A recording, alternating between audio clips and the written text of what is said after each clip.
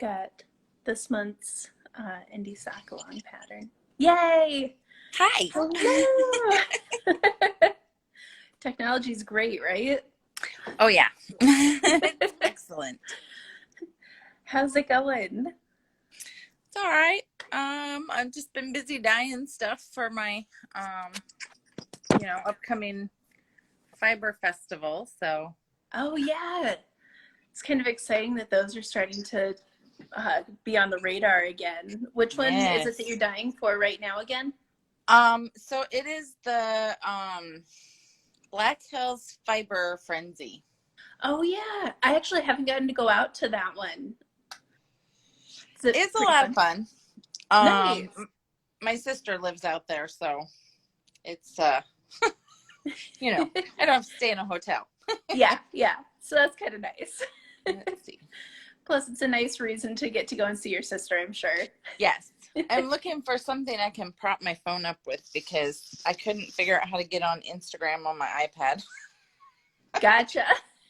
I know it definitely takes a little bit of getting used to with everything. Yes. I finally broke down and bought like a little stand thing for mine because for forever I was propping up like a whole bunch of random books and trying to make that work and hoping that the phone didn't just fall over. Well, I have a tripod that's usually in here because I use it for doing my, filming my, the videos while I'm dyeing. Yeah. I don't know where it went. Decided to abandon you. It did. I think one of the kids stole it or something. In my mind, I was like, I wonder if she had a little helper who borrowed it. Right? Or my husband. Yeah. Okay. There. Oh, that's better. Yeah. Now you can see my whole head. Beautiful. Oh, look at all the colors behind you. These are my swatches.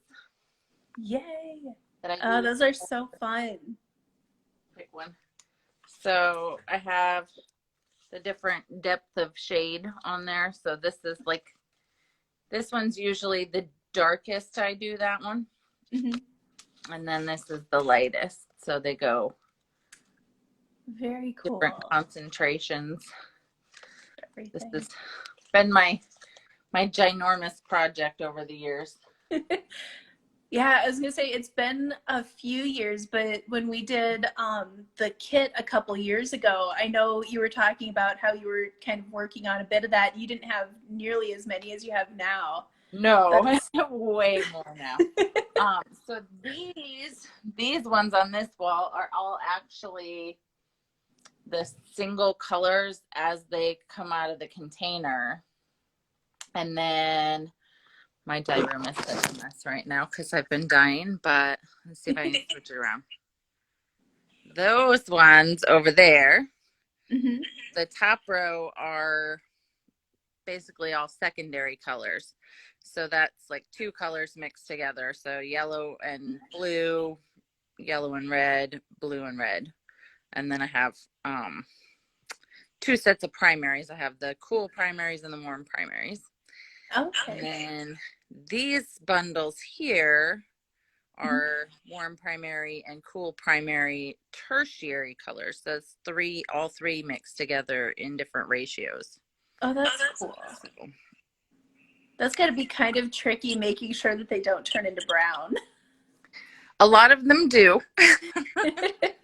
But that way I have where I can take so when I'm coming up with a new colorway, I'm not gonna show my one that I just sent out today. But I will show one of my Wizard of Oz ones. This is General Ginger. Oh, that's so fun. So it's all the Oz the quadlings and winkies, and all the four different places in Oz and Emerald City. So when I do this, I lay out my swatches on my table and make sure that they are the right colors and they work together. That's a good idea. I bet that does help with keeping things from just turning into not what you were hoping for. Most of the time. It depends on how many colors run when they run. Yeah, Sometimes that's fair.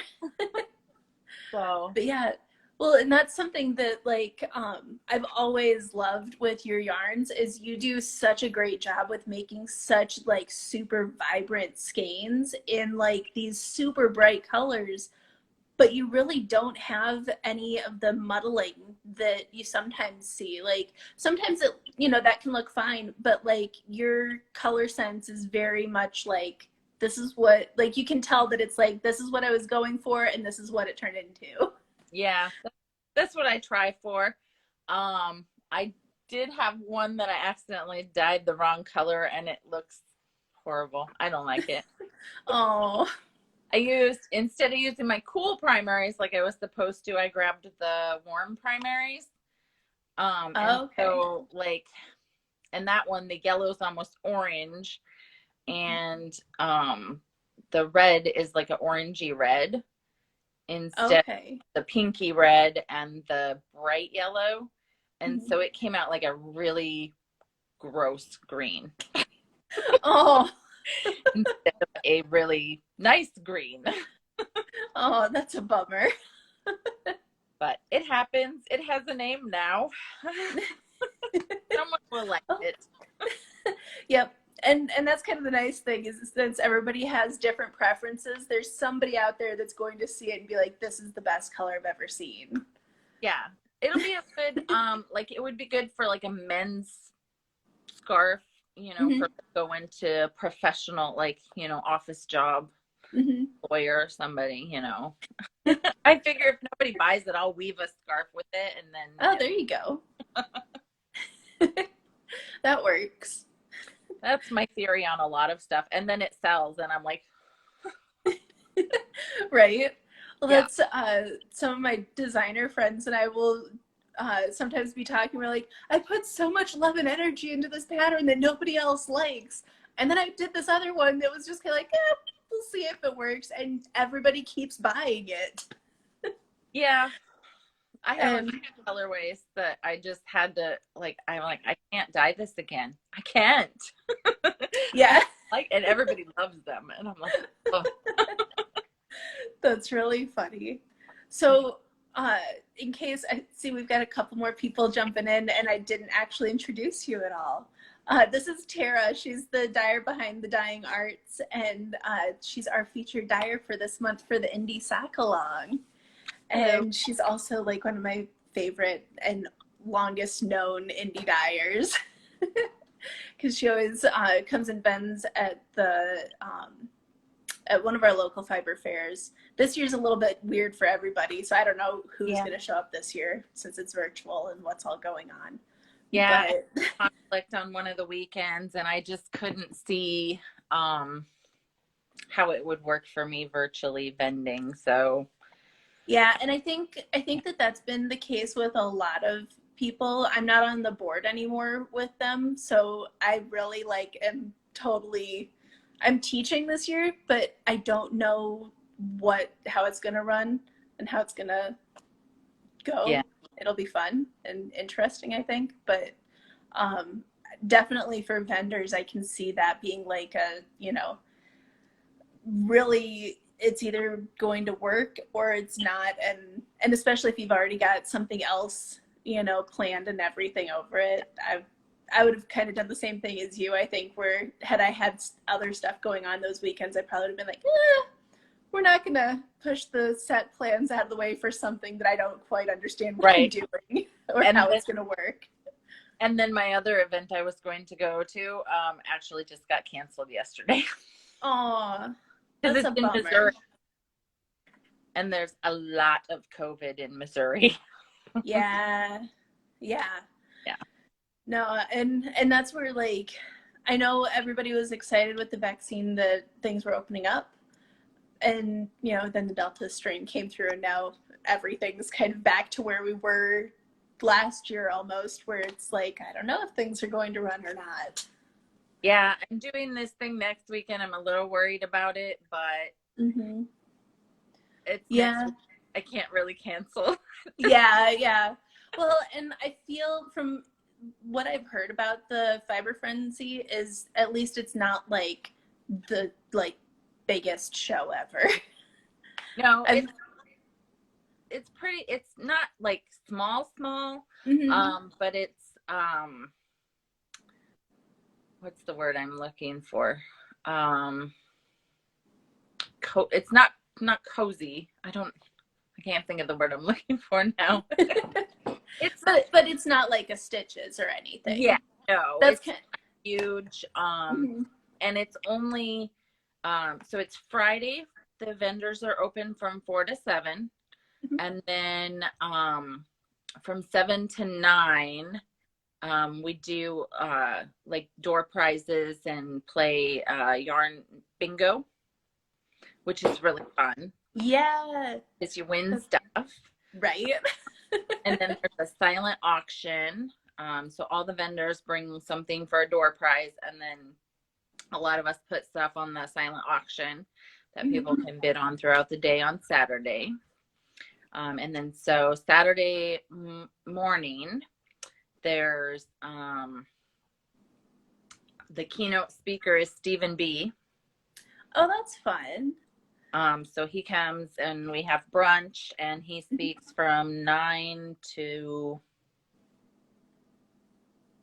11. I was gonna say knowing Steven until he feels like being done, maybe. Right. I'm not, I can't remember if it said 10 or 11 on the schedule, but we start at 9, have breakfast, Okay. listen to him talk and Q&A and stuff, I'm sure. And then after that, the vendors open, and we're open until 6, and then we all get to go out to dinner. So it's a Nice. smaller event. Not, I'm hoping there's enough people to make it worth it. But Yeah, I all bet get that sick. there will be. I bet it'll be good. Yeah. And I love Kim, the lady who puts it on. She's just a hoot. I think that I've met her at North Country. Yeah. Because I think she was in one of my classes once upon a time, maybe. I'm not positive, but I think so. I think possibly my brioche class. I know she taught some classes, what was it, 2 years ago? I think it was 2 years ago. Yeah, at 2019. Last year. Yeah. The year before that.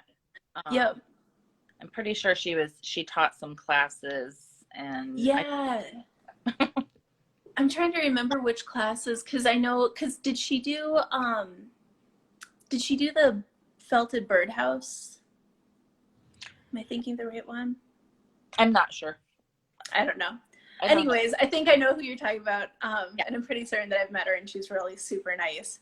And yeah, I'd love to go out and do that show one of these years. I can't remember why it hasn't worked out in the past for me. I mean, obviously last year, but in May. Oh, maybe that's what it is. Yeah. Because I think 1 year it was in April, but it coincided with my kids' spring break. Okay. And so I could drop them off at my parents' house on the way up and then go out there. Nice. And now they're old enough that, so I have a sophomore this year. Oh my goodness. Yes. An 8th grader. So now they're old enough where if they really need to, they could ride the city bus home. At least close to home. Yeah. But yeah, so I'm going up Thursday, and they have to figure out what they're doing on Friday to get home from school. Because that's okay. They're old enough. They'll figure it out. Yeah. Oh, that's fun though. My husband will get them to school. They got to figure out how to get home. Yeah. It's, survival lessons for the year. Yeah. That's funny. Well, so that's exciting with the event. That'll be a fun one. I wish I was going. I know right now it wouldn't work with our schedule for this month for me, but because we're still doing homeschool with Cairo, and we're kind of starting to get back into all the things. We've kind of been doing stuff all summer long, but now we're like back into actual, like, we have to do real school lessons and not just fun things. Yeah. Yeah. And yep. But that's really exciting. I'm glad that you get to go to the event, and I'm sure it'll go really smoothly. And I'm sure that you'll have a good turnout, because I know I went to Zombie and Apocalypse in June, and the market was like absolutely crazy with people. In the mornings, it's just the attendees that go, and then in the afternoons, it's open to the public. And I was so tired because I taught like all day the day before, and then I helped out at a booth in the morning on Saturday and was gonna like run around and do all the things Saturday afternoon, and I was so tired that when I saw the people going through and everything, I was like, I know the dyers. I'll talk to them later about getting yarn from them. I'm tired. I'll let the public enjoy shopping, and I'm just gonna hang out. Yeah. But so hopefully you kind of get that sort of response out there too, where people are just excited to get to go and squish yarn in person, and just, you know, have fun hanging out with their friends, going through the market and kind of getting back to a little bit of normal. Yeah. Yeah. And I think since it's a little bit smaller and I'm not staying at a hotel and all that stuff, it'll be a little bit easier. But this is my first thing back. Like, Yeah. I haven't been to anything else. So like I'm fully vaccinated, my kids are vaccinated, my sister, and like, you know, so I'm not really as worried as, you know, back before everybody was vaccinated. But although this new variant is a little frustrating, but Yeah. But I think we'll be okay. Yeah, I bet you will. I bet you'll be good. I wash my hands. It's okay. Yeah. Well, that's exciting though. So let's kind of tell everybody. I know we still got a few more people that have been popping on. And we kind of talked about your swatch wall behind you. Do you want to kind of tell everybody how you got into dyeing and what you love about it? Because you've been dyeing yarn for quite a while. I have. So I am in an organization called the Society for Creative Anachronism, which is basically it's a Middle Ages, not necessarily reenactment, but you know, dress up in medieval clothing and do medieval things. It's kind of like a role play game that's like not completely a game, because you just go and hang out and like the traditional garb and do. Yeah. I had a few friends in it too, and I wanted to join for a long time, and I just for whatever reason didn't. But I think you guys do so many fun things.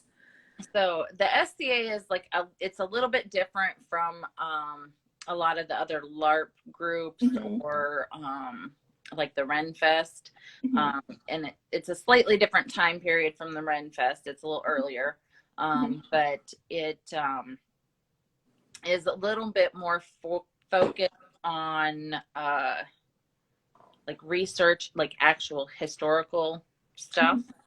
And so actually on my honeymoon, we went way back in 2002. We went to a big event out in Pennsylvania, and I bought a drop spindle and some fiber there, and I had kind of learned how to spin before, but I wasn't really all that interested in it. And you know, and then on the honeymoon, it was something I could do in the car, and I had learned to knit a few years previous to that, but I wasn't, you know, really great at it. And I was like, oh, you know, I can make my own yarn and figure out, you know, like it'd be awesome colors because, you know, I'm spinning it. It'd be different. Yeah, a lot more control over what you're working with. Yeah. So I spent a lot of the drive back home from Pennsylvania spinning on my drop spindle in the car. Nice. So that was fun. And then I couldn't find a lot of the fibers that I had found out there. Like Mm-hmm. I'd go online and see stuff, and um, everything was either out of my budget or I didn't like the colors. Mm-hmm. You know, I was a Yep. newlywed. We did not have much of a budget. Yep. So, so then I was like, okay, well, I can get this white wool. I have dyed fabric and stuff, so I'm gonna give it a try. And Mhm. I basically taught myself to dye. Nice. Um, That's some a of good way to do it though, because I know, same thing as you back when I first started, like some of the stuff I was like, well, I guess this is what I'm using because this is what's here. yeah, I actually have swatches of the first 4, 5 batches of stuff that I dyed. Oh, So, cool. grab it.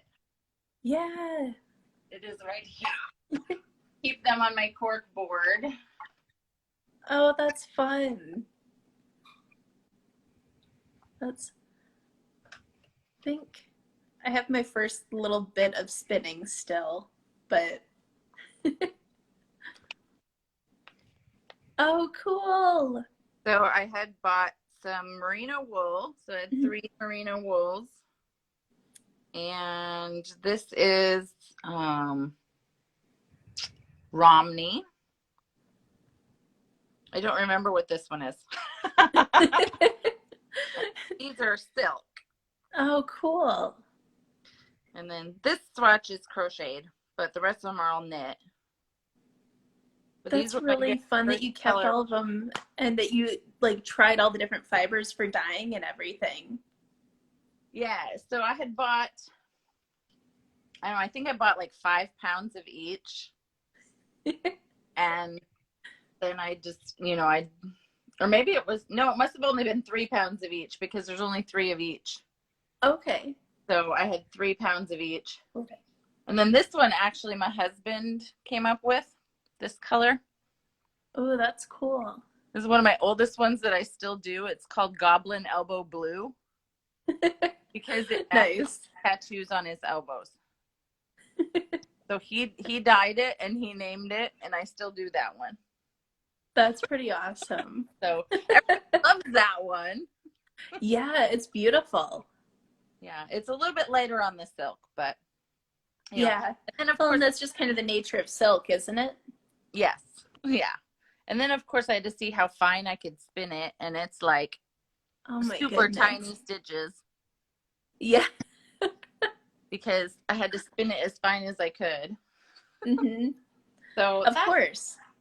that's basically how I started. That's so much fun. And then So did you, since you like jumped right into dyeing fiber and not yarn, did you have Yep. problems with it felting up? Or did it work pretty good right out of the gate for you? Well, I had some experience with actually felting stuff, Okay, oh, that's true. so I kind of knew how to not felt it. And occasionally I get a wool that I still have an issue with, or occasionally get in a hurry. Yeah. That's usually it, is if you get in a hurry. Okay. So when I dye, and these are all hand painted, so it's laid out on the table and painted with cold dyes, and then you wrap it up in plastic wrap and then steam it. Mhm. And then you have to wait for it to cool all the way down before you handle it. And then I take it out and I rinse it. Mm-hmm. So I think that's part of the reason that I don't have as much trouble with it felting, is because Mm-hmm. I do that method rather than immersing it in water. Yeah. Because if you put it in the water and then you get your water too hot, the bubbles are going to come and felt your wool. So Yeah. Yeah, because I know we had tried doing some indigo dyeing in our house, and it was really fun, but we had so much dye that after we were done dyeing the stuff we intended to dye, we just kind of were like, what else can we throw in here? Um, Yeah. and so I grabbed a bunch of different fiber and had a mesh bag that I was like, we'll try this. And it was freebie fiber that I had gotten from somewhere. So it was some kind of wool, but I don't know what it was. And I put it in the mesh bag and dunked it in the bucket of stuff. And funnily enough, the oxidation that happens with indigo, it kind of happened and ruined the indigo dye, but it like also just, I don't know, I don't know what I did. The whole thing just turned into like this massive ball of blue, like it was like the biggest dryer ball in the world. It was not good. Yeah. I can. But yeah, you try something and at least we had finished actually dyeing all the things that we had intended to dye before we ruined it. Right. Yeah. But yeah, and so I'm always like, after that especially, I'm always like, when I see the dyed fiber and everything, I'm always so much more impressed because I'm like, oh, that could have felt it and they didn't felt it. So the fact that you kind of started off with that is really impressive to me. Yeah. I think I started with fiber because that's what I wanted to do. Mm-hmm. And that makes sense. You know, because that's what I wanted. I wanted to spin fiber, and then I just started selling it because I was like, okay, so I'm not going to spin all of this. Like, it was not that much fiber, honestly. But I was like, okay, so if I buy this and I keep some for myself and I sell the other stuff, then I can buy more and dye more. And it became kind of an addiction. But dyeing things is very addictive. Well, and I'm sure it's got to be kind of fun, just like, especially when you're kind of creating the new colorways and everything, just getting in there and playing and coming up with, new ways to interpret stuff. And that's one of the things I really love with your clubs. I know I did the Harry Potter club a couple years ago when you were doing that one, and those were really fun because it's always neat to see like how you interpret the colorways based on the books or the characters or the different things that way. Yeah. And all of the sometimes it's like, okay, I take the thing and I change it around a little bit. So I think I took that yarn upstairs. So for instance, my Cheshire Cat one that I did for Alice in Wonderland. Alice in Wonderland is my absolute favorite, just so you know. But that one had a lot of fun colors. I don't do a lot of it because there's, two different dyers that are both really Alice in Wonderland themed. And so I'm like, okay, but I had to do it. Yeah. So, the Cheshire Cat, I actually went with more the colors from the Tim Burton movie. So I went with the blue and the purple rather than the Disney pink purple. Yeah. Yep. But it doesn't actually say what color he is in the book. Right. So and a lot of times I actually read the book. Most of the time I read the book. My Sherlock one was based mostly off of characters from the show, the BBC show. Which I still need to watch. That's been on my watch list for like forever. Yeah. But some of them are just like what colors pop into my brain when I think of the character. Because like Moriarty, you never see in the show. So I don't know what he wears, what he does. So I just chose dark colors for Moriarty, and it turned out really well. Yeah. Yeah. Well, and that's where, it's kind of fun to go off the books when you can, but like you said, some of the characters, like, you don't really get a whole lot to go off of. Right. Yes. And that's really good as far as him giving colorful descriptions, but all of the pictures are in black and white. there are no color pictures, so you have to really interpret it. Mm-hmm. And some of them I'm just like, yeah, I don't think that I can do this in a colorway. I have 2 more this year that I have to come up with, and it's I'm not doing the main characters. Mm-hmm. So Which is kind of a fun way to do it, you know, because everybody's done them. that's what I was gonna say. It feels like everybody's already done them, or everybody already has like a predetermined idea and expectation, and Yeah. it can kind of ruin the fun of it for both the person getting it and the person dying it when you know what you're gonna get. right, exactly, Yeah. because it's not really a surprise box then. Right, exactly. So I have, let's see. Okay, this is last month's. Ooh, that Which is super fun. happened to coincide with Pride Month. Which worked out pretty well. It did. So this is Polychrome, the Rainbow's Daughter. Very And it's cool. sparkly. Yeah. Oh, it's so pretty. So, but my club people get exclusivity for 6 months, so only they can order it for 6 months. So this one's not going to be available until January. Okay. So I may need to get that in January though. That one's super fun. And that's, again, I love how much color you put into your colorways. Like I felt kind of bad almost asking for a tonal for the socks for this month because I was like, Tara does such great variegated. But I also didn't want it to, what? Tonals are so easy. I know, and the tonal that you sent me for the socks is so perfect and so pretty. Let me grab that one. It's Peachy out here. keen. So pretty. I'll show you guys. Well, she's off grabbing the skein. This one's got gold sparkle. Ooh. Oh my goodness. Look at all that sparkle in there.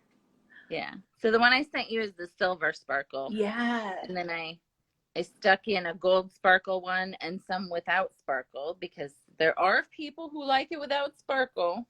That is true. I am not one of those people. Me neither. So I based this color actually off of this color. Nice. So it ended up a little bit lighter, which is great because this really makes me think like August color. Yeah. Well, and that's when I got it in the mail. I was like, oh, this is like super perfect because I don't know about you, but we've been getting peaches at the grocery store like crazy and they've been really good this year. I was like, oh, this is like very nice and seasonal, and yeah, it made me so happy. But yeah, so I'm glad that the colorway has a little bit to do with the bright funness from last month's box. Yes. So I really like doing the hand paint ones.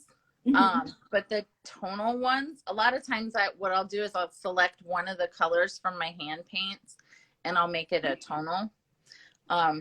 It's so super easy because all I have to do is mix one color and put it in my giant pan.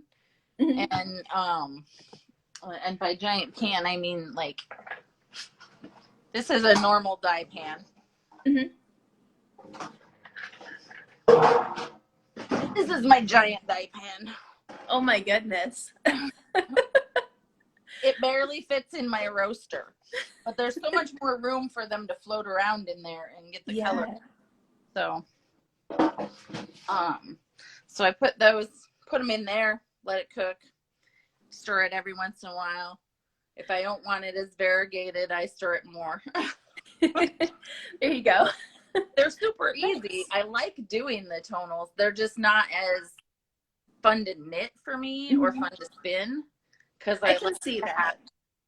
I like to see the change. I get really bored when I'm spinning just a color. Yeah. No, I kind of do too. That's because I know I've got couple braids from you of, is it Sugar Skull? Probably. Yeah, that's like the like super bright neon-y colors. Yeah, and that one has been really fun to spin up, just because you get so many colors and I don't know, it keeps your interest. Yes. But at the same time, like with the patterning, I was like, I know she does like amazing variegateds, but I wanted to do something that would show off the pattern really well. And I like that you pulled from that one too, because if people want, they can definitely, because I think I have I can't remember which colorway.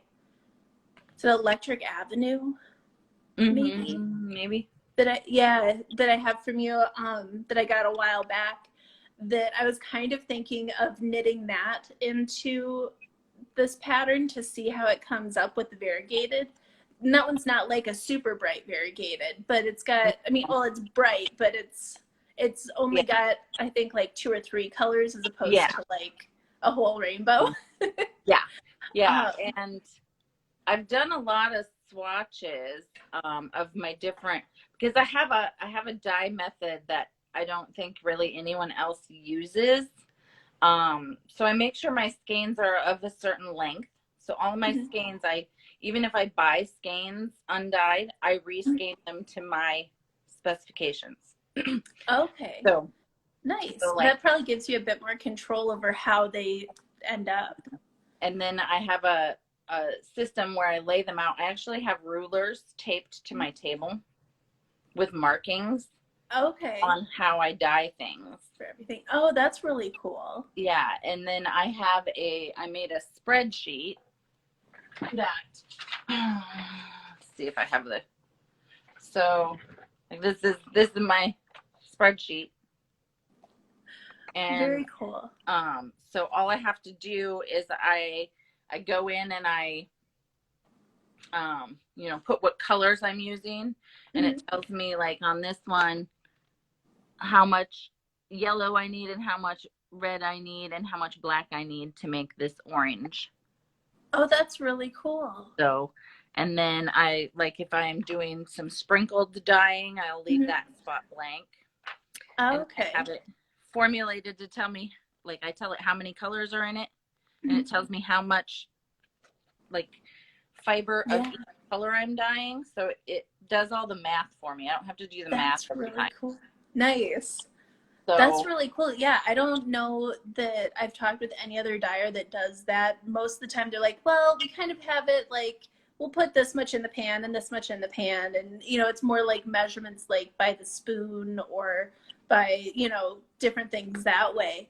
So that's really cool. That's actually pretty similar to how I do a lot of my designs and stuff is, spreadsheets are your friends, because you can just plug in what you need and then out pops your answers. So I kind of call it percentage dyeing. That makes sense. All of my dyes are they're like at 2% strength of dye. And then I take that number and I think, okay, so if I'm doing this and I want this color green, I need like 10% blue and 90% yellow, and I'm going to get a super bright yellowy green.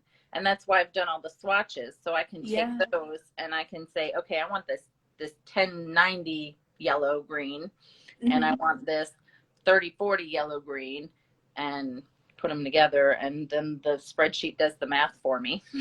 That's really cool.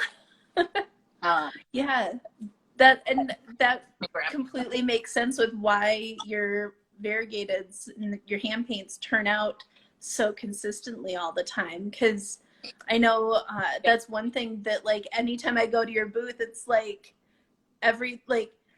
you can tell they're all hand dyed. It doesn't look like commercial dyed by any means, but it's like, when you get something, after you've knit up a couple of your skeins of yarn, how it's going to act when you're knitting it. Because if it's, the same amount of colors or something like that, like, it works out pretty well. Yeah. That's really cool. So, this is Mad Hatter.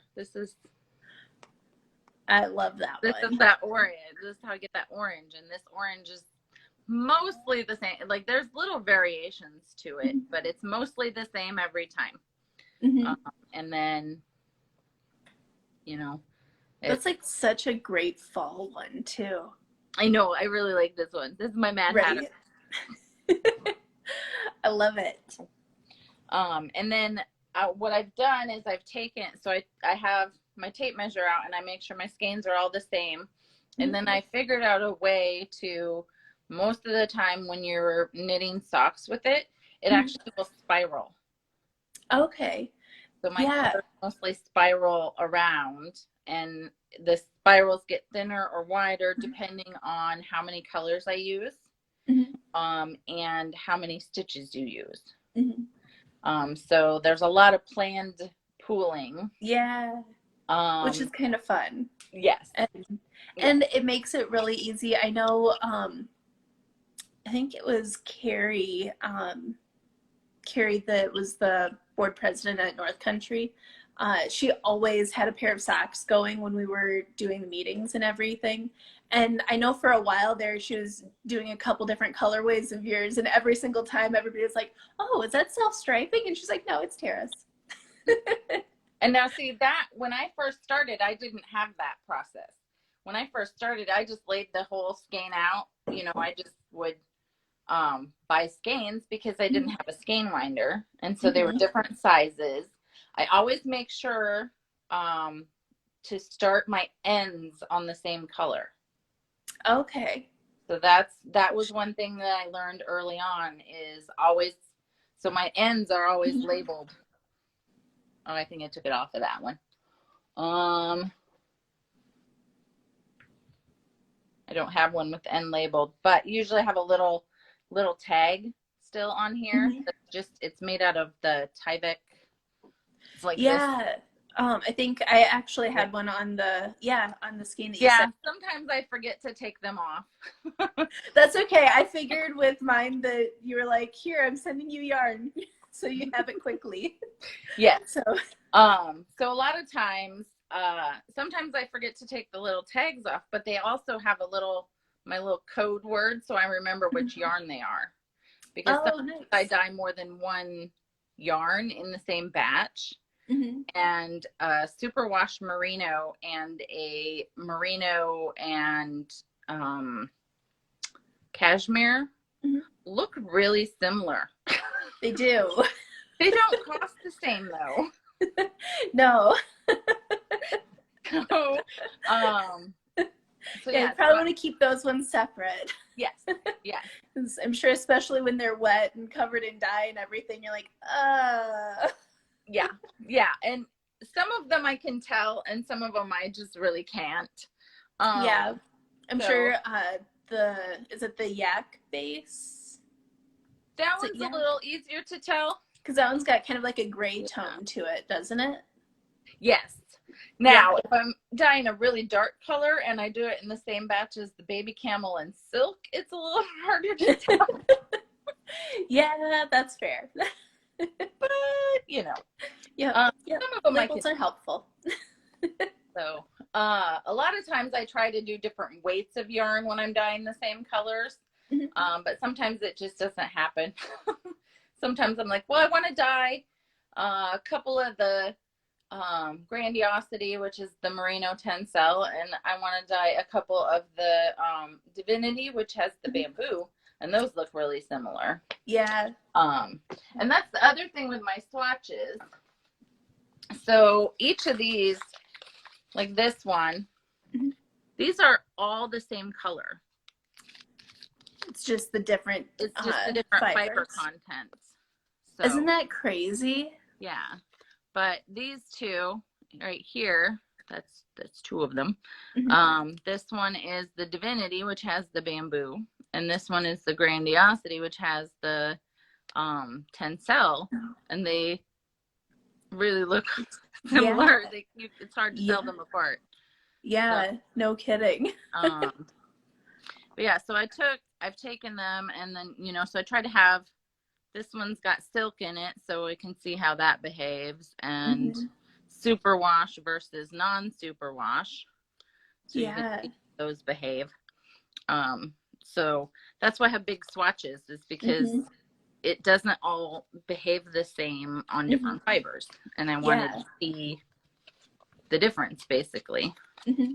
Which makes sense. I mean, especially since you've got, like, I love the way that you go about dyeing because, like I said, it sounds very similar, like the dyeing version of how I do my patterns, where you're like, okay, I've got the basis here, and now we can just tweak little things to make it work, and like you know what pieces and how it should look. I mean, there's always going to be those things where you're like, oh, well, I don't know what that is, but but for Yeah. the most part, having all those little things like that set up, it's, you know, a lot of work on the front end, getting all of those swatches put together, I'm sure, and everything, and making your spreadsheet and everything. But like, I don't know, it I'm makes, still tweaking it. yeah, well, and that's kind of how it is with my patterns too. Like, for the most part, I've got certain key things, like the socks, I kind of have like a formula for how I'm doing my patterns for those. So it's a lot easier to put those together and know that they're going to work with the right numbers and everything. Um, and, but it's, I don't know, I don't know Very, if it's like slightly OCD or what on my part, but like yeah. seeing you kind of do the same thing with your swatches and your colors and everything, I'm like, oh, everything all matches up and works. Well, I learned early on that I wanted to make repeatable colorways. And I do have some that are not repeatable. Mm-hmm. So like if I make a mistake or whatever, or using up leftover bits of dye that I'm just like, okay, there's like this much left in the bottle of stock. I'm just gonna dump it in something. Yep. But I learned very early on that people always want more of something. Right. So, or they want what she has or what he Yeah. has. So, Yeah. Well, I can't tell you how many times, like when we've been in the fiber circle at North Country, that we'll, you know, I'll be sitting together and we're like, oh, what'd you get? What'd you get? We're looking at each other's bags and we're like, oh, I'm going to go get that too. That's really pretty. Was there any more of that? You know, and we all kind of shop from what each other bought. And yep. Yeah, I've been there. Yep. I do most things in batches of 4 or 5 skeins. But if somebody wants a sweater quantity, I can do more. And a lot of my club ones, I'm doing, you know, several batches of the same color. Okay. At a time, and they all look like super similar. Mm-hmm. I couldn't pick out which one was in batch A versus batch B. They look the same to me. Yeah, well, I'm the one who dyed them. I should be able to tell. So, right. So, you know, I put lot numbers on stuff so that you know people can see, like, over time it might change, but when I do several batches of a color all in one day, they're pretty much the same. Yeah. Yep. But and then my stuff, if I mess something up, it's called Goblin Dye Works. That's right. I was going to ask you to explain that to people because I thought that was a really clever way of. Yes. So I firmly believe that there are dye goblins that live in my house and screw things up on purpose. I think we all have those. Maybe not dye goblins, but yes, little goblins or whatever.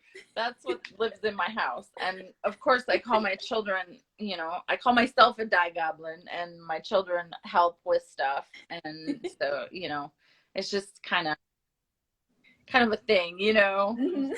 We're just all a little family of goblins. We like. Yep. If you've seen the memes on like goblin core and stuff like that, it's like that. You know, I like shiny things. Right. You know, I sometimes cause chaos. All the attributes, right? Right. Yes. So, but yeah. So when I dye something, like I have a colorway that I have, and I do the colors in a certain order, and there's been times where I've accidentally grabbed color number 3 instead of color number 2. Mm-hmm. So it's all the same colors as that it's supposed to be, but they're in the wrong order. Gotcha. For goblin dye work. Nice. So I've the ones that are almost there. Yes.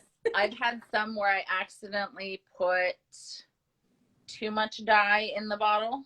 So it's the same color, just darker. Yep. Or lighter. I've done lighter.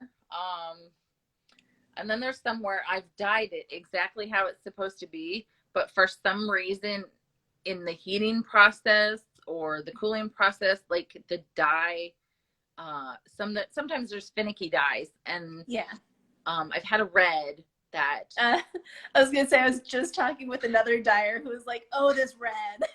yeah, so it for some reason didn't dissolve fully, and then when I heated it, it did. But in the weirdest way possible, and so it didn't mix properly with the color it was mixed with, and it just, yeah. So sure, those are interesting. Those are really the goblin dye works. Right? I don't know what happened. It was some sort of weird magic. So that's funny. Well, and that's kind of the fun of the process too, is like, even though we have all these things set up to like hopefully make it all work the way it's supposed to work, there's always, because it's something that's handmade, there's always going to be something that happens along the way where it's not, you know, exactly perfect every time. And yep. That's kind of the fun of being, you know, part of being the maker of the stuff too, is like, you're like, okay, it should work, let's hope it works.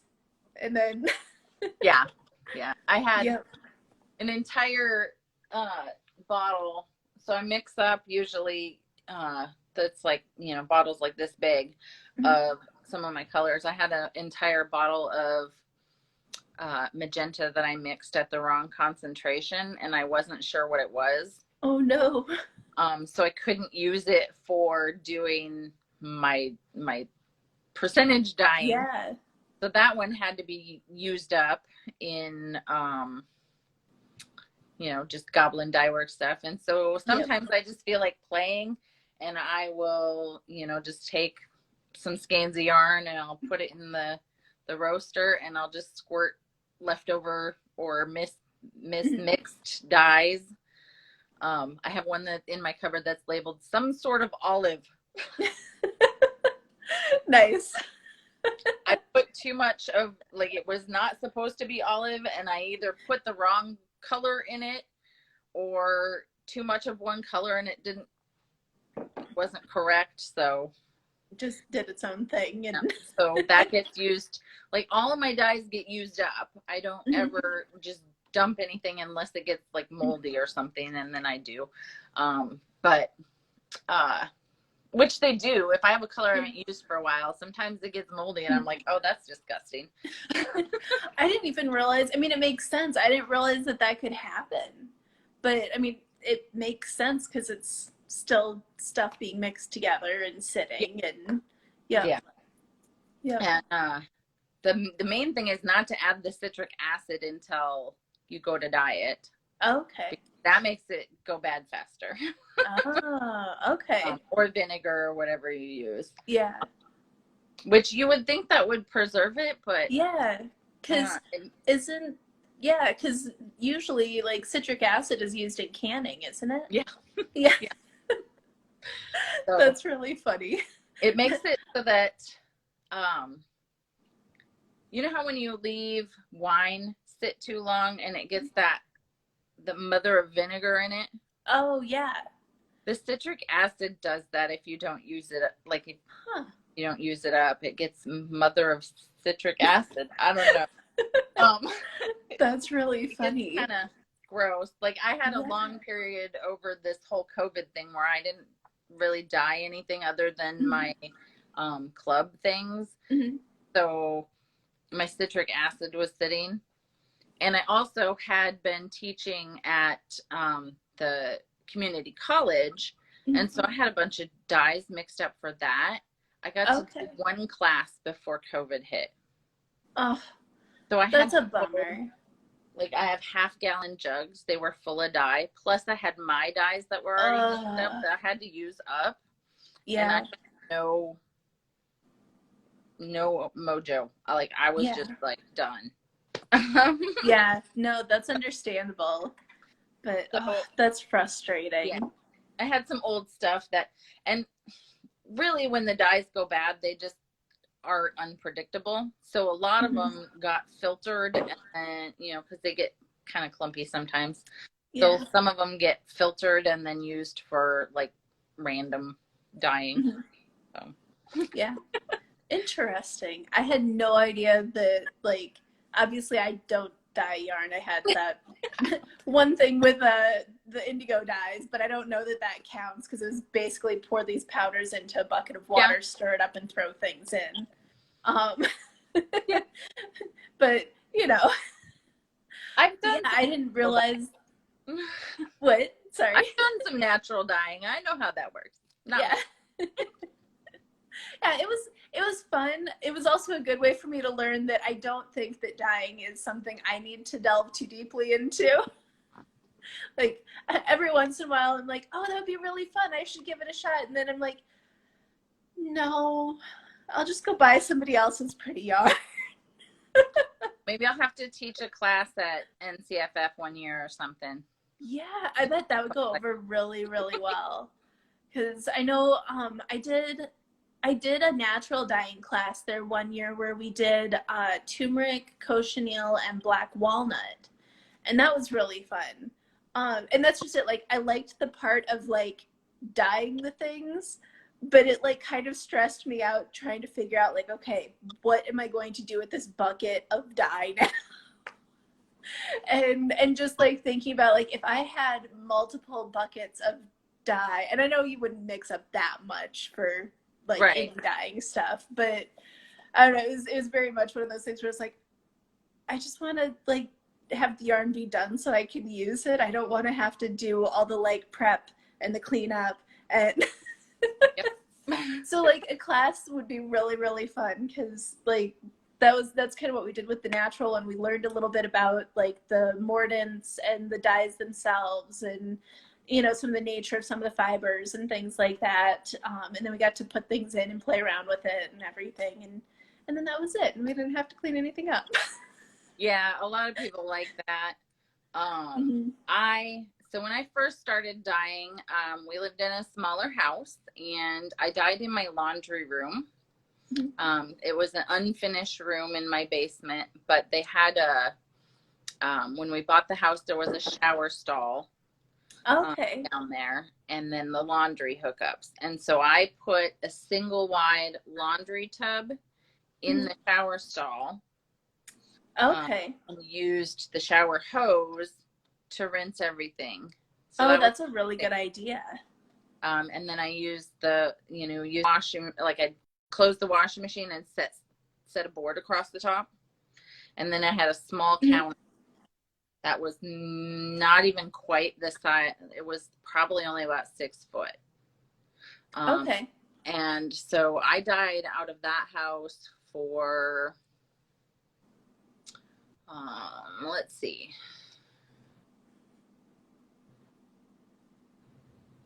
6 years.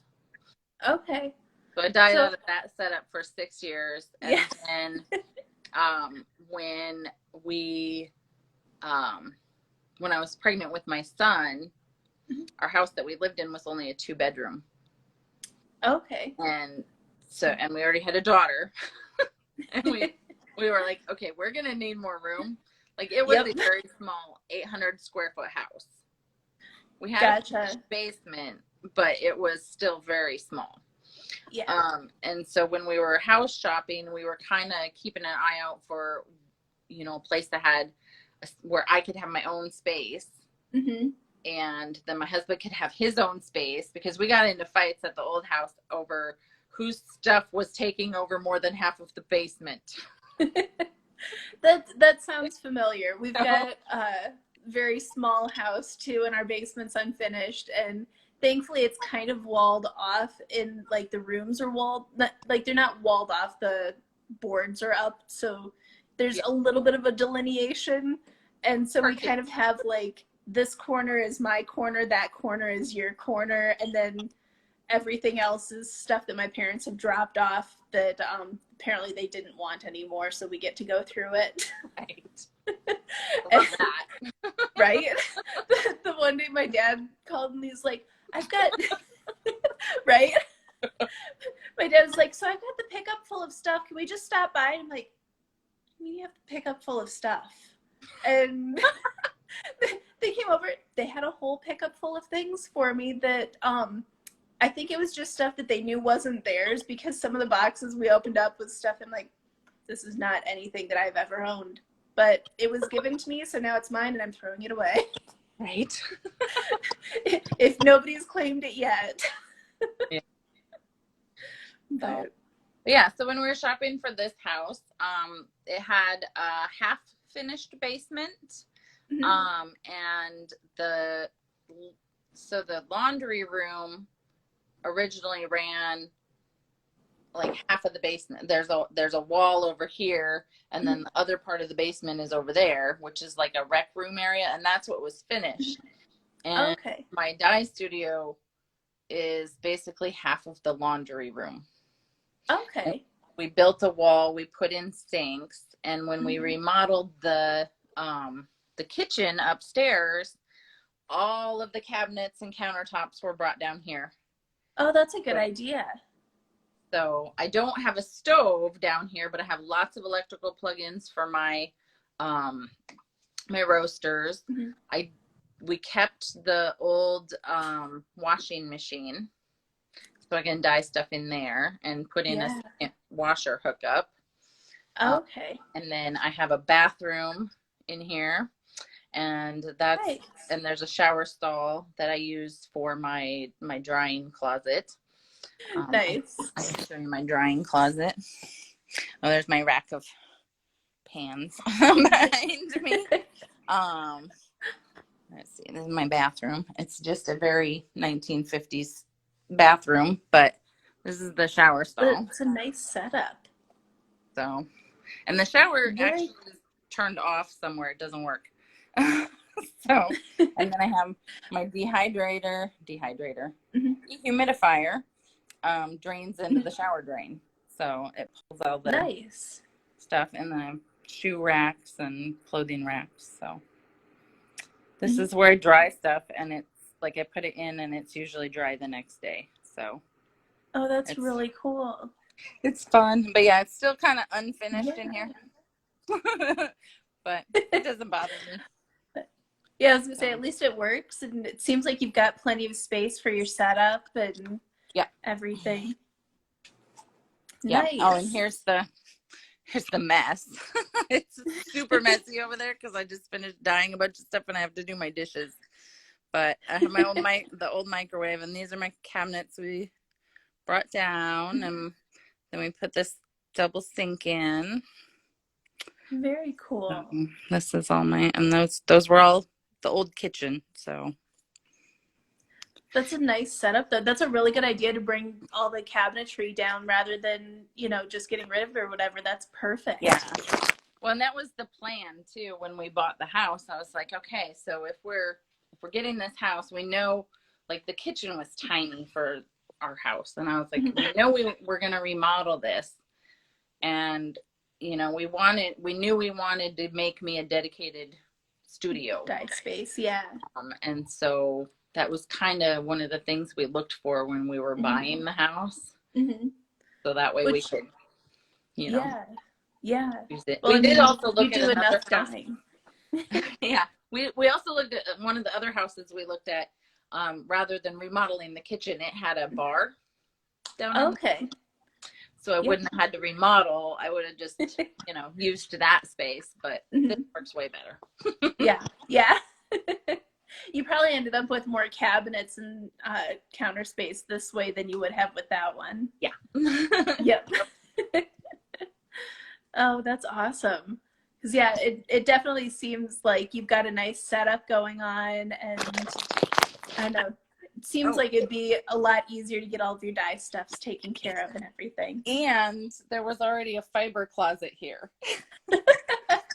So I'll show you the fiber closet. It's in the, and my fiber is not in the dye room, mostly. Some of it is. But that's only the stuff I'm going to dye in the near future. So this is my fiber closet. Ooh, It's cedar. So, and it goes in. I'm nice. charging my light. But.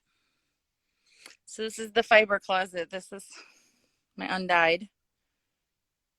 Mostly Oh, undyed in that's here. so There's some stuff fun. up there that's dyed, but so that is the fiber closet, and then there's a closet like on the other side of it, like over there. And that is my fabric closet. Those were already here when I moved in, so So that's perfect. It's like a yeah. meant to be house. Yes, and so there was a sewing room. This was a sewing room, and it still is. It just happens to attach to my dye studio. Oh, that's fun. So yeah. So we That lucked is a out perfect. with that. Yeah. So. No kidding. And then I just have space where the kids aren't really allowed to be. Like my son still comes downstairs to do something, and then he'll be like, I gotta go upstairs to the bathroom. I'll be right back. And I'm like, dude, there's a bathroom down here. Like he forgets he can use it. Right? So, that's really funny. it's kind of funny, but and it's that's really nice though that it seems like a really nice setup, and the shower, even though it doesn't spray, like that seems absolutely perfect for drying all the yarn and fiber, and yeah nice.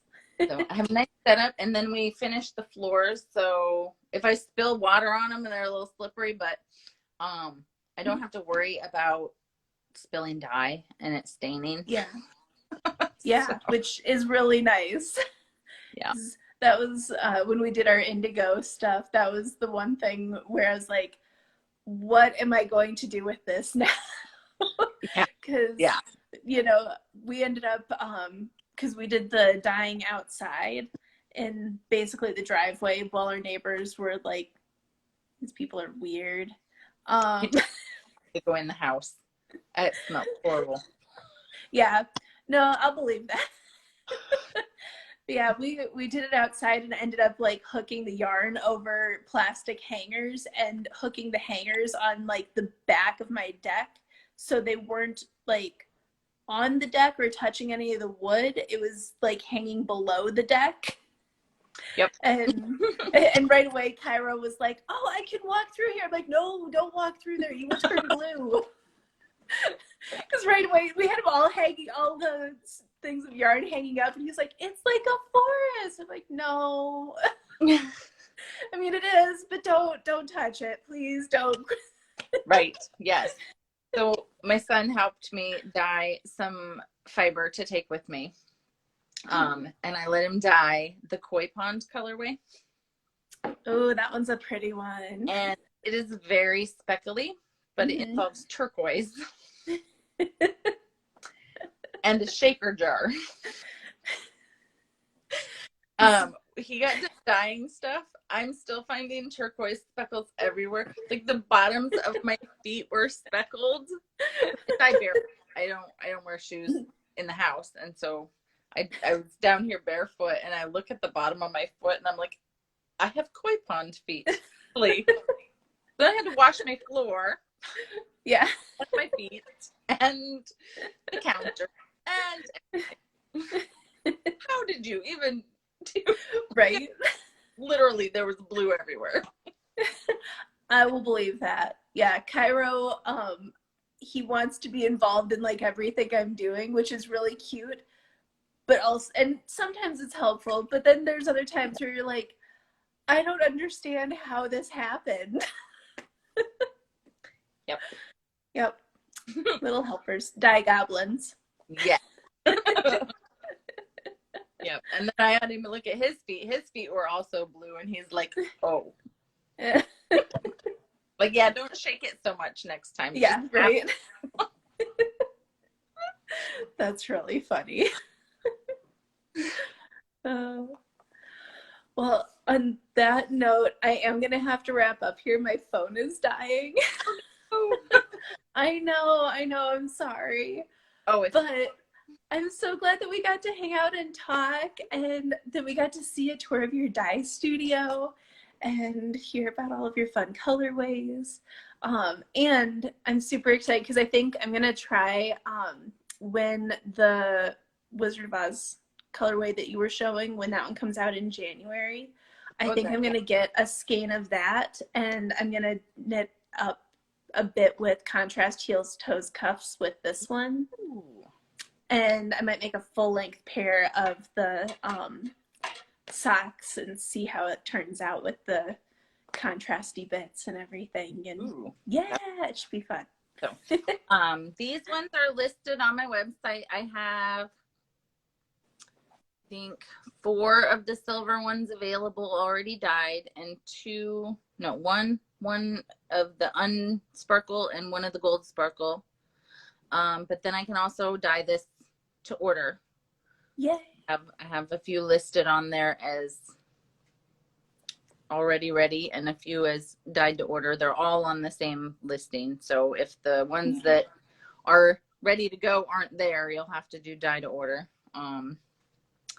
But I am going to be offline for next Thursday, Friday, Saturday, Sunday, because I am going to be selling in person. So, yay! but I will have some more yarn at home, and I'll be able to dye it more when I get home. So. Sounds good.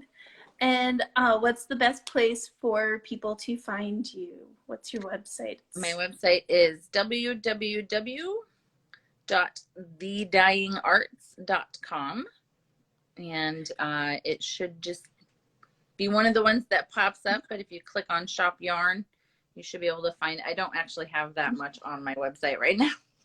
I'm horrible at putting stuff on the website, so I made sure to get these up. Yay! Sounds good. Well, hopefully we get a lot of sales for you, and because it's such a pretty colorway. I'm so excited. Honestly, when I opened the package, I was like, oh, it's so pretty. And you had iridescent wasps. My phone keeps being weird. You had iridescent washi tape that you used to package it with, and it made me so happy. I did. I was like, this is, of course, Tara has this. What'd you say? Sorry. I'm like, oh, I need tape. Perfect, right? Yes, it worked. I love it. It was great. Yes. So. But yeah, well, thank you so much. This was so much fun, and hopefully I'll get to see you again in person before too long. So that would be really nice. Yes. Hopefully. Yeah, fingers crossed. Yes. Well, I hope you have a really great event next weekend, and it's next weekend, right? Yes. Yeah. So I hope you have a really great event, and I'm going to get this hopefully recorded and put up on YouTube also, so Excellent. People can watch the replay. And so, yeah. Okay. Thank you so much. Thank you. Yeah. Have a great day. Great weekend. Thanks. And, okay.